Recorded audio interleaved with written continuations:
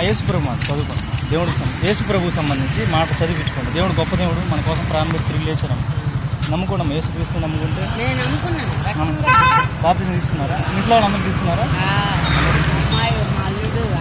తీసుకున్నారా? మీరు కూడా దేవుని గురించి చెప్తా ఉండమ్మా, మన దేవుడి గురించి. ఇప్పుడు ఏంటంటే జనం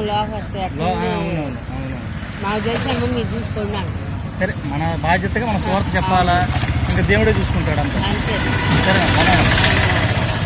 ప్రైజ్లా అండి. ప్రభు పేరిట అందరూ ఉన్నారు. నా పేరు గాబ్రియేలు. నేను క్రీస్తు సువార్త యూట్యూబ్ ఛానల్ ద్వారా ప్రతిరోజు దేవుని సువార్తను ప్రకటిస్తాను.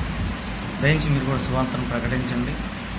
దేవుణ్ణి పరిచయం చేయడం ద్వారా, దేవుణ్ణి తెలుసుకోవడం ద్వారా అనేక ఆత్మలు రక్షించబడతాయండి. మీరందరూ దేవుని సువార్తలో పాల్గొనండి. ఖచ్చితంగా దేవుని సువార్తని రోజు కనీసం ఒకరికైనా చెప్పండి.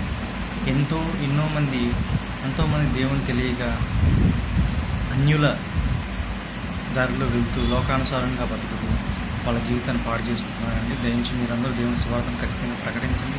ఒక్కరికి ప్రకటించండి రోజు. మీ బంధువులకో, మీ స్నేహితులకో, మీ ఇంటి పక్కన వాళ్ళకో, లేకపోతే మీకు తెలిసిన వారికో, లేకపోతే మీరు ఏదైనా పని మీద వెళ్తున్నా మీ దారిలో కనపడిన వాళ్ళకి కానీ ఎవరికైనా ఖచ్చితంగా ఒక్కరికైనా సరే దేవుని సువార్తను ప్రకటించండి.